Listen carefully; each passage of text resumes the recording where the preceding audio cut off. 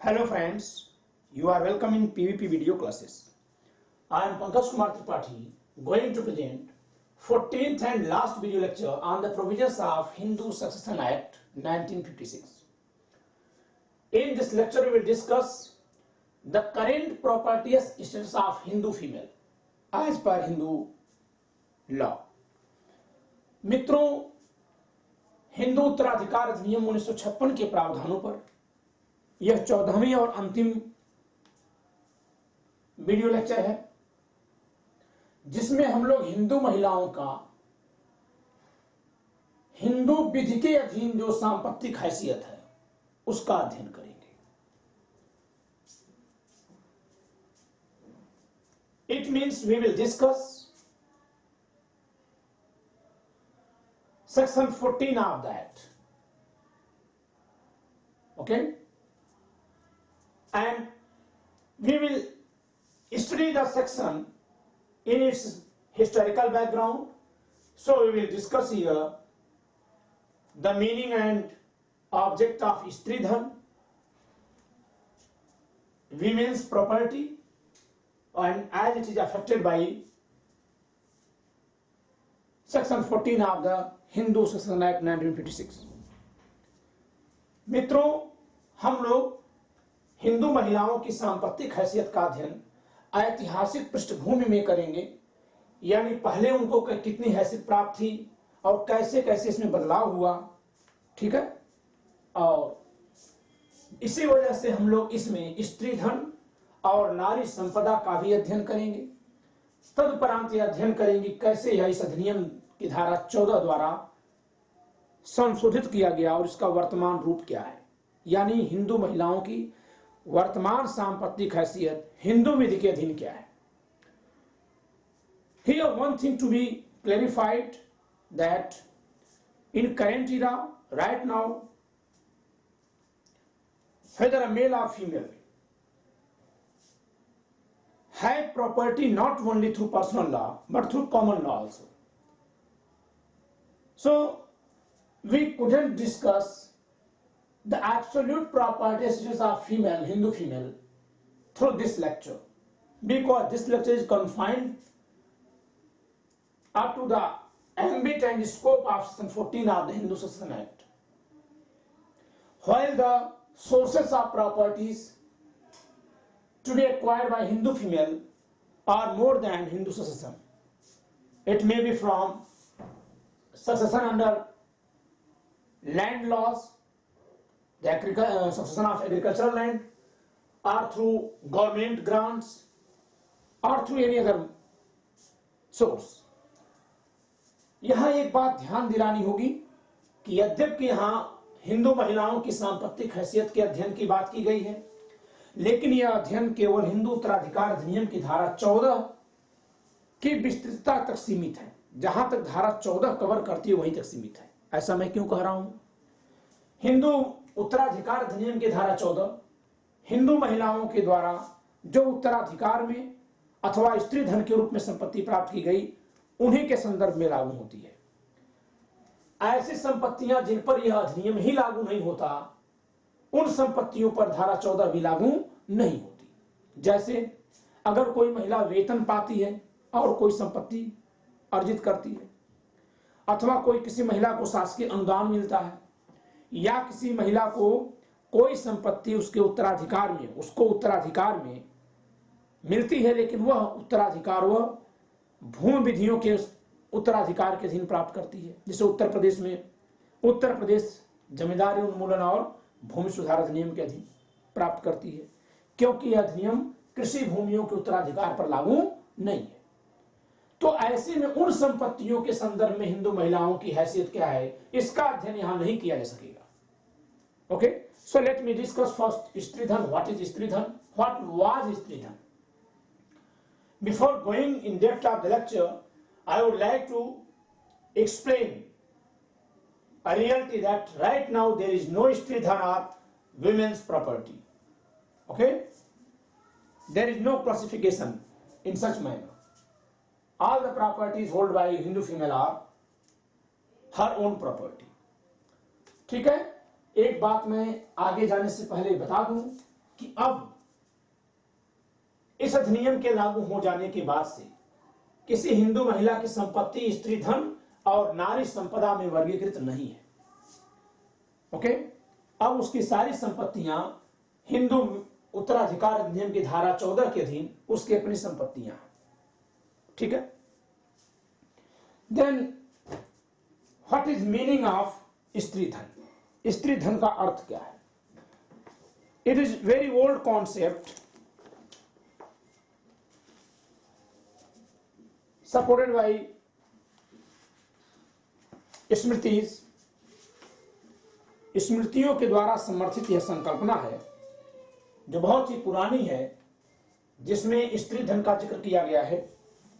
ठीक है, यह क्या है ऐसे देखते हैं।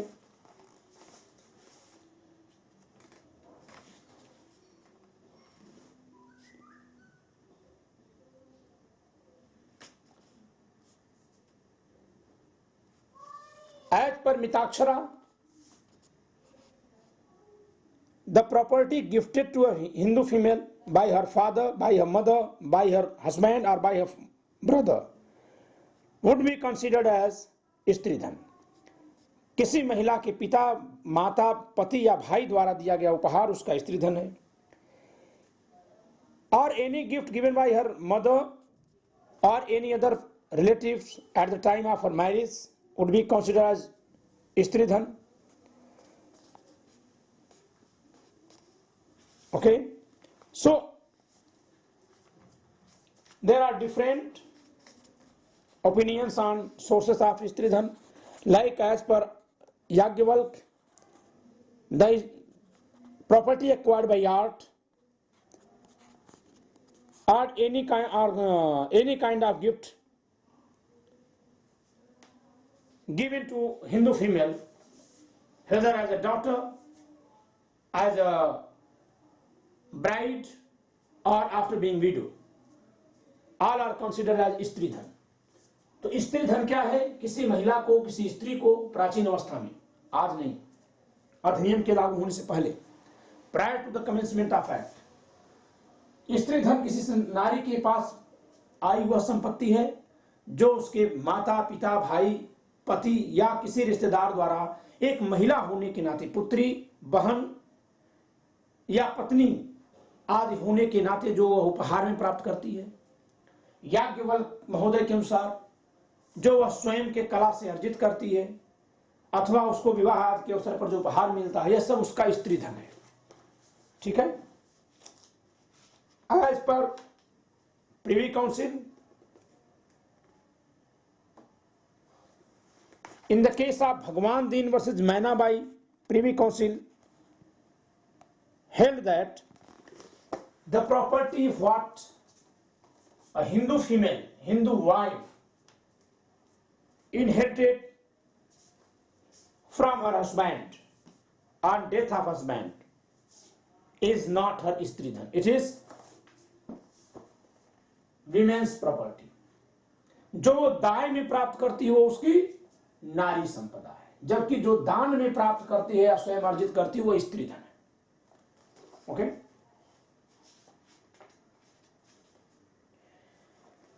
In the case of Vinod Kumar Sethi versus state of Punjab, AIR 1982 Punjab, page number 372,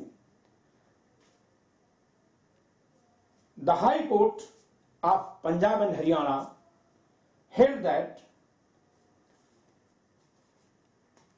the amount of dowry given to a Hindu bride at the time of solemnization of marriage prior to commencement of this act would be considered as her स्त्री धन। इस अधिनियम के लागू होने से पहले जब दहेज प्रतिबंधित नहीं था, उस समय अगर किसी महिला को दहेज में कोई धन मिला है तो उसका स्त्री धन है। Okay. What were differences between स्त्री धन and women's estate, women's property? Not only the sources, but the rule of inheritance was also different। स्त्री धन और नारी संपदा में जो अंतर है वह केवल स्रोत का नहीं है, बल्कि इन दोनों के न्याय गमन का ही भी है। स्त्री धन मीन्स अ धन, a property over which a Hindu female hold her absolute ownership, while women's estate means a property in her ownership but having limited ownership up to her end of life. Okay, so this property inherited to her own successors, while this property goes to husband's successors, to survivors, okay, to revisioners.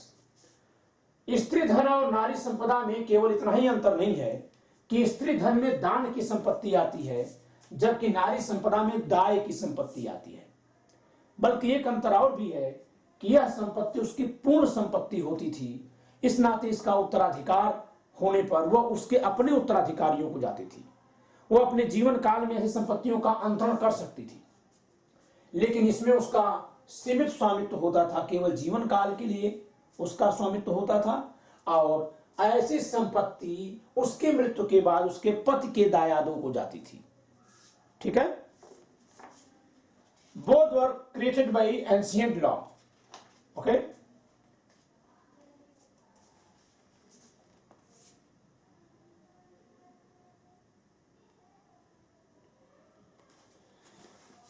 I am discussing about women's property, women's estate. Actually, this is women's estate. So, as per Katyayan and Brihaspati,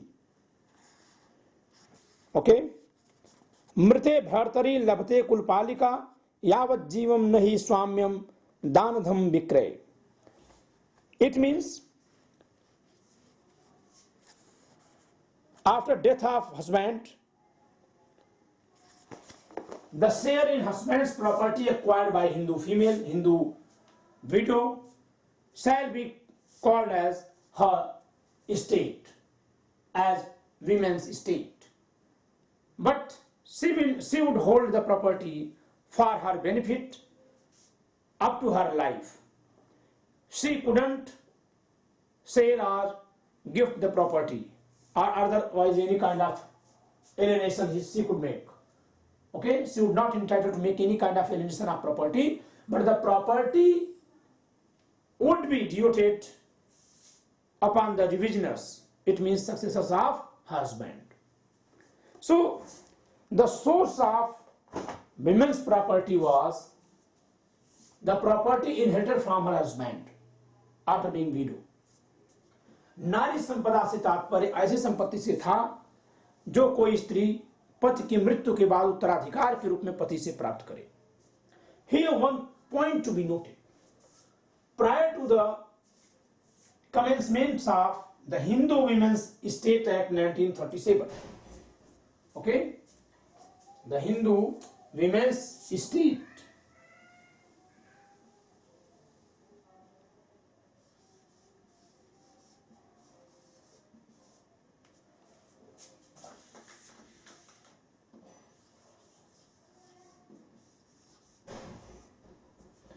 So prior to the commencement of Hindu Women's Estate Act 1937,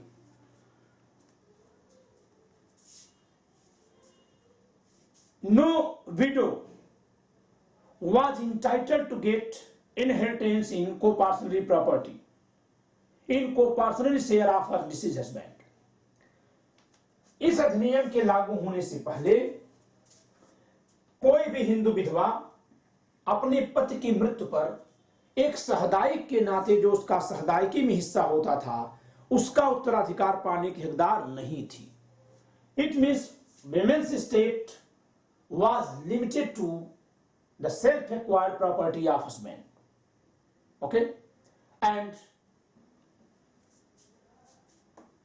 in those era, it was very exceptional to have self-acquired property.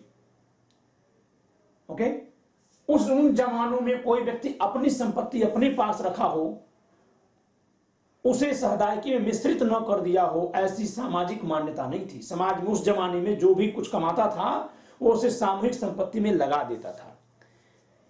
As per the tradition of those era, that era, it was very exceptional to find a person being member of co-partnership having his self-acquired property separate. As per social tradition of that time of Hindu society, it was socially bound for every Hindu person to throw his own self-acquired property into common stock. Very exceptional, very few persons there who had their separate property separately.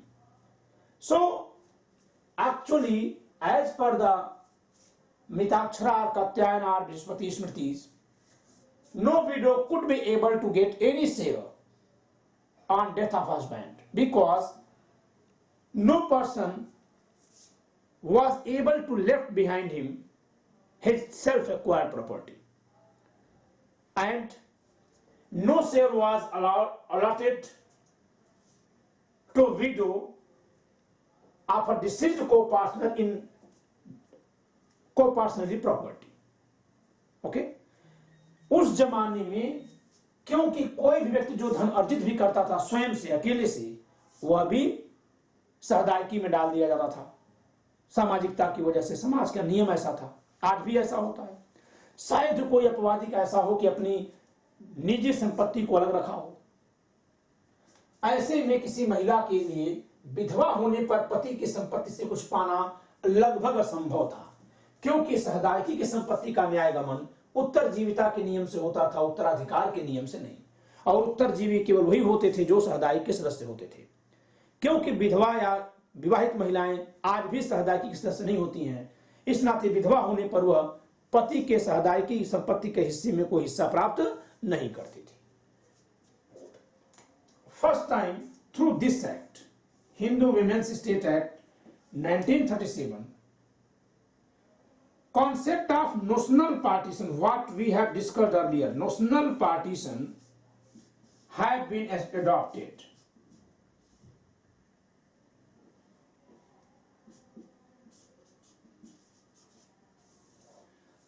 Through this concept,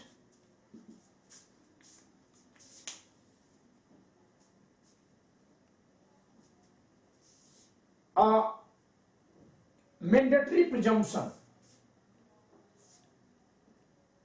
had been imposed to make a widow able to get share in co-partnership property as a successor but not as a revisioner. How?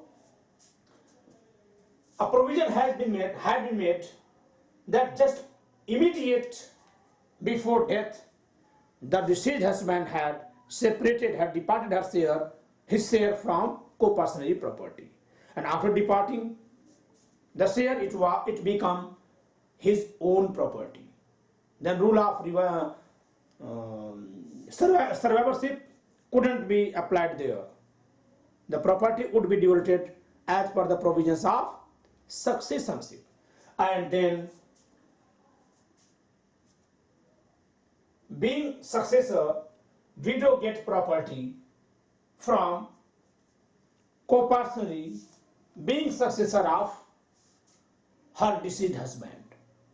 इस प्रकार notional partition हो जाने पर, जिसकी चर्चा हम लोग पहले कर चुके हैं, काल्पनिक विभाजन की एक उपधारणा लगाई गई कि जैसे ही किसी सहदायक की मृत्यु होती है और अपने पीछे किसी विधवा को छोड़कर जाता है, तो उसका उसके संपत्ति में से विभाजन मान लिया जाएगा कि अपने मरने से ठीक पहले उसने अपने सहदायकी के सभी सदस्यों से अपने हिस्से का पृथक्करण करवा लिया था। तो उस पृथक हिस्से पर कौन सा नियम लागू होगा? उत्तराधिकार का, और उत्तराधिकारी होने के नाते विधवा उसमें हिस्सा पाने की हकदार बनाई गई। But even the property was as women's property, as women's estate, so she become just limited owner. यद्यपि उन महिलाओं को, विधवाओं को सुरक्षित करने के लिए उनके मृत पतियों के सहदायकी में उत्तराधिकार की व्यवस्था कर दी गई, लेकिन ऐसी संपत्ति स्त्री धन की बजाय नारी संपदा घोषित की गई और उसमें केवल उनका सीमित स्वत्व था जिसे वह अंतरित नहीं कर सकती थी, जिसे केवल वो आजीवन अपने हित के लिए उपयोग में ला सकती थी। But here one point to be clear that they were a widow was not just occupant but she was owner. यहां एक बात ध्यान देनी है कि विमेन्स स्टेट जो भी है उसकी वो महिला सीमित स्वामिनी होती थी, न कि आभोगी। केवल वो पेंशनर नहीं थी, केवल वो ऑक्युपेंट नहीं थी, बल्कि उसकी सीमित स्वामिनी थी। स्वामित्व उसका सीमित कहां से है? यहां से है कि वह केवल अपने जीवन काल तक उसका उपयोग करेगी और रहेगी, मृत्यु के बाद उसके उत्तराधिकारियों को नहीं जाएगा, बल्कि जिससे संपत्ति प्राप्त हुई है उसके उत्तराधिकारी को चला जाएगा। ठीक है? But the revolutionary change has been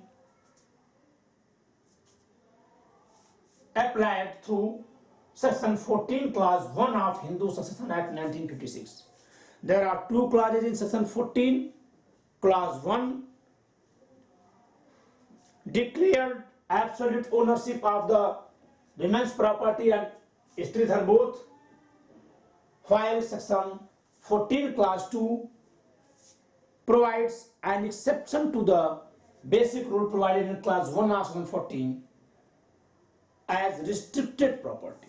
So if the property is a restricted property, then the impact of clause 1 of section 14 would not be there.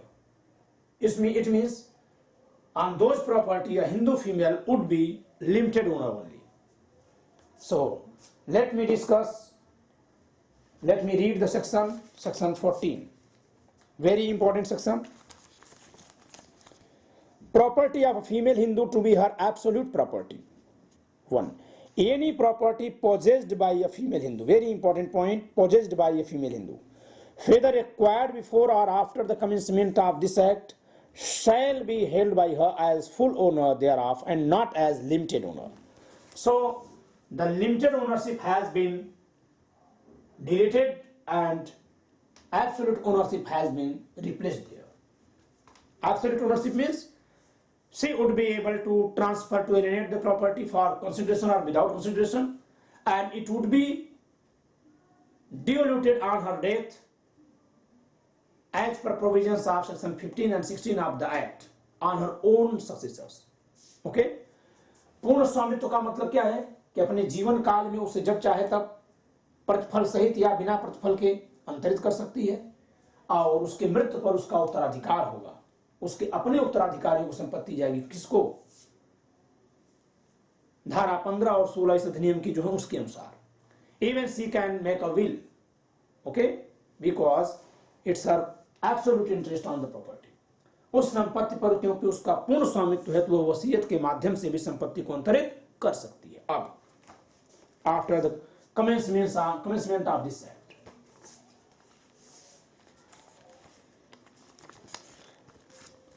there is an explanation. In subsection, property includes both movable and immovable property acquired by a female Hindu by inheritance or device, or at a partition or in lieu of maintenance or arrears of maintenance, or by gift from any person, whether a relative or not, before, at or after her marriage, or by her own skill or exertion, or by purchase or by prescription or in any other manner whatsoever, and also any such property held by her as Stridhan immediately before the commencement of this act.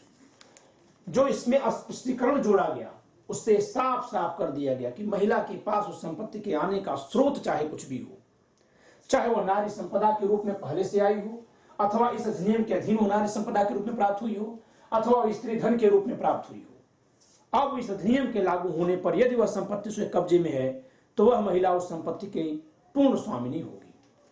अर्थात धारा 14 खंड 1 अब स्त्री धन और नारी संपदा को शासित करती है और इस पर पुरानी विधियों का प्रभाव समाप्त हो गया। It means right now after commencement of this act the concept of stridhan and women's estate both have merged and made subject matter of section 14 clause 1, and both right now being governed through the provisions of section 14 clause 1 of Hindu Succession Act 1956.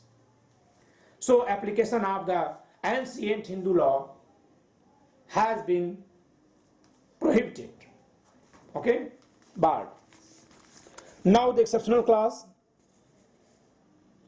clause 2.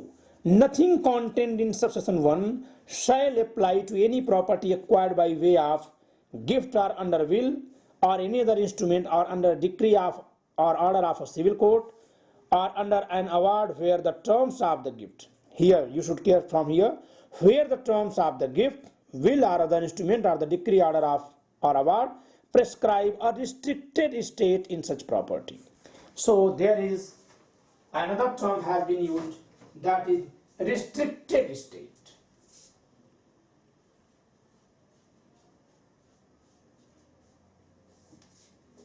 Section 14 clause 2, there is a new kind of estate, that is restricted estate.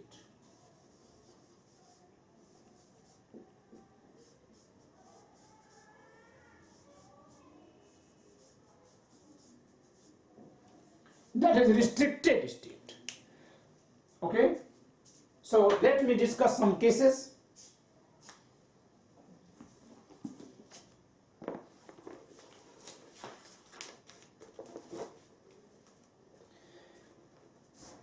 In the case of Guru Dayal Singh Meher Singh Bindra versus Vasant Singh Meher Singh Bindra, Guru Dayal Singh, in the case of Guru Dayal Singh Meher Singh Bindra versus Vasant Singh Meher Singh Bindra, AIR 2015 Bombay, page number 15.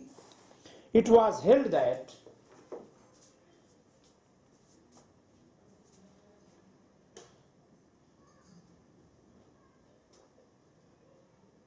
interest in property devolving on widow under Act of 1937 was limited interest. After coming into effect Hindu Succession 1966, widow would become full owner of property held by her as limited owner after death of her husband. In this case, court held that if a Hindu widow obtained the property as per the provisions of Hindu Women's Estate Act 1937, then just after commencement of this act, she become full owner of the property. Of what? At the time of vesting of interest under this act, she was just a limited owner. इस मामले में बॉम्बे उच्च न्यायालय ने कहा है कि किसी हिंदू विधवा को जो संपत्ति इस अधिनियम के तहत प्राप्त हुई थी, जिसे प्राप्त करते समय वह उसकी सीमित स्वामिनी थी, इस अधिनियम के लागू होते ही धारा 14(1) के प्रभाव के अनुसार वो उसकी पूर्ण स्वामिनी बन गई. Okay, the next case is, I am discussing just on recent cases. Okay,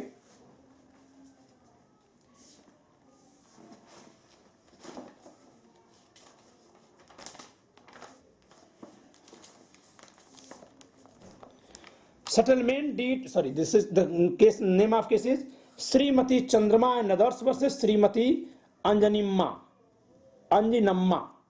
AIR 2015 Karnataka, page number 27. Srimati Chandrama and others versus Srimati Anjanimma.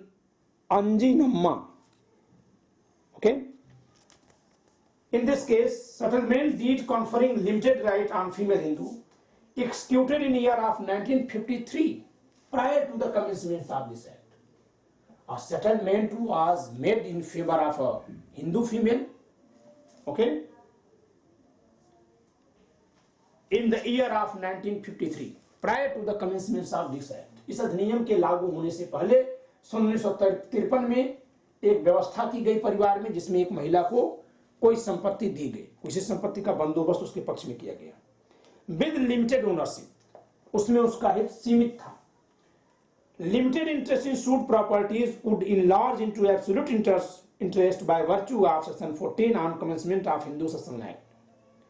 So will executed by female Hindu would be valid. इस मामले में सन 1953 में अधिनियम के लागू होने से पहले पारिवारिक बंदोबस्त में एक महिला को कुछ संपत्ति दी गई. न्यायालय ने माना कि इस अधिनियम के लागू होते ही वह उसकी संपूर्ण स्वामिनी हो गई, और यदि वह वसीयत करती है तो उसकी वसीयत वैध मानी जाएगी, और वसीयत के माध्यम से वसीयती जो हित प्राप्त करेगा वह विधिमान्य माना जाएगा। Okay,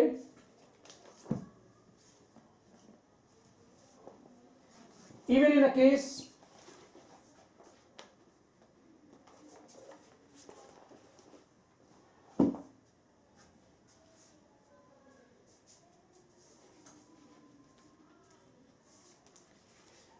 in the case of Cherathi Sugathan versus Cherathi Bhagirathi, in the case of Cherathi Sugathan versus Cherathi Bhagirathi, SCCD 2008, Supreme Court, page number 675. It was held by the Supreme Court that once a property vested in a Hindu female couldn't be divested from her just on the basis of her remarriage. Okay, किसी हिंदू विधवा में अगर कोई संपत्ति एक बार निहित हो गई है तो उसके पुनर्विवाह कर लेने से वह निर्निहित नहीं होगी। And it has been specifically amended through the Hindu Succession Act, Amendment Act 2005 through repetition of Section 24 of the Act. अधिनियम की धारा 24 के समाप्त करने से, को निरसित कर देने से 2005 से बात और साफ हो गई कि यदि किसी हिंदू विधवा में कोई संपत्ति निहित हुई और उसकी पूर्ण स्वामिनी बन गई तो वह पुनर्विवाह कर लेगी, तब भी उसकी संपत्ति वापस नहीं जाएगी। Okay, some other cases to be discussed.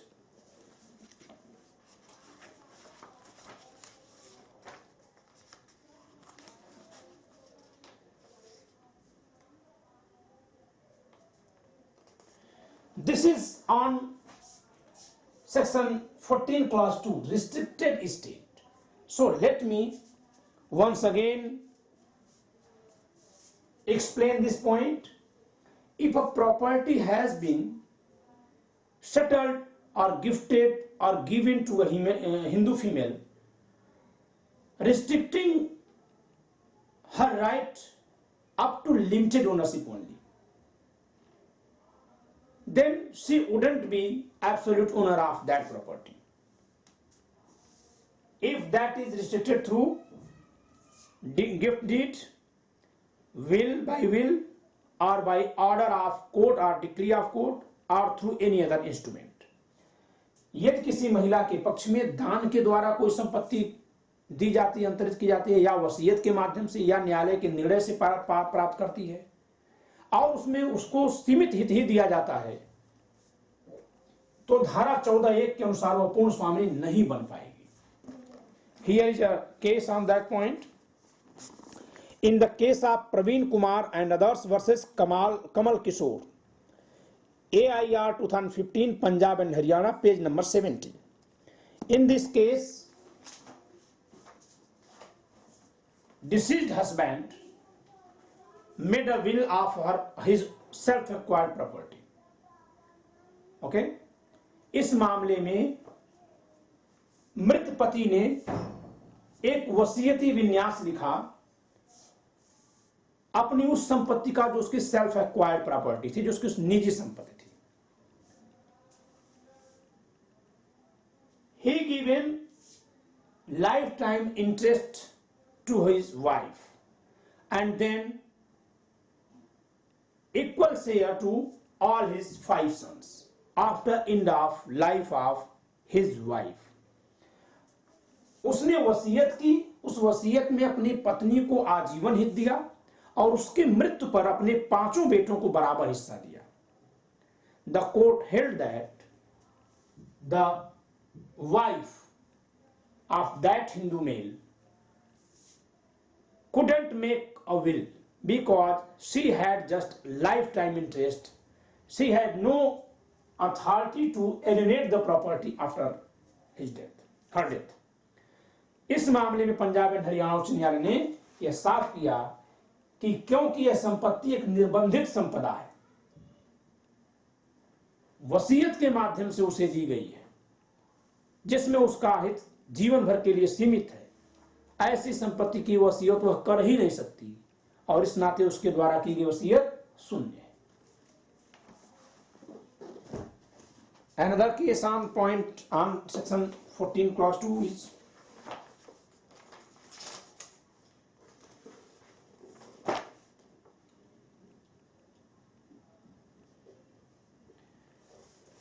in this case is very important. The name of case is Kupalla Shivsankar versus Kupalla Venkatamma and others. AIR 2014, Andhra Pradesh, page number 22. Okay. In this case, a restricted state has been created in favor of Hindu female. But as per compulsory acquisition by state government, the compensation has to be allotted to the owner. Court held that the female would not be entitled to get the compensation because she has just life interest. इस मामले में एक हिंदू महिला के पक्ष में सीमित हित सृजित किया गया था, सीमित स्वामित्व बनाया गया था। उस संपत्ति का राज्य द्वारा अनिवार्य अधिग्रहण होने लगा। अधिग्रहण होने पर जो उसका मुआवजा मिल रहा था, कोर्ट ने कहा वह मुआवजा उस महिला को नहीं मिलेगा क्योंकि उसका हित सीमित है। वह मुआवजा पाने का अधिकार जो उसका पूर्ण स्वामी है उसको। Okay, so we have discussed all these things. Here one thing to be noted that any Hindu female even prior to the commencement of this act could transfer the women's estate or stridhan for some exceptional purposes. Okay, though she was a limited owner, but even she had been allowed by law at the time to transfer the property for certain purposes. यद्यपि उसे मना किया गया था, फिर भी कुछ एक प्रयोजनों के लिए उसे संपत्ति अंतरित करने का अधिकार था। ठीक है, यह अधिकार कैसा था उसका? फॉर पायस पर्पजेस, पवित्र उद्देश्यों के लिए, to for welfare of property और फॉर हर ओन वेलफेयर, अपने खुद के कल्याण के लिए, धार्मिक क्रियाकलाप के लिए या इस संपत्ति के लाभ के लिए वह संपत्ति को अंतरित कर सकती थी। These all are called as legal necessities. The legal necessities have been elaborated by Privy Council in the case of Hanuman Prasad versus Musammat Babui Kunwar 1856. But right now these all verdicts are just historical importance, having no practical implementation. Okay, ऐसे तमाम निर्णय अब केवल ऐतिहासिक महत्व के हैं, इनका कोई व्यवहारिक प्रभाव नहीं है क्योंकि अब महिला अपनी संपत्ति की पूर्ण स्वामिनी है, सीमित स्वामिनी नहीं है। So enjoy the lecture, bye.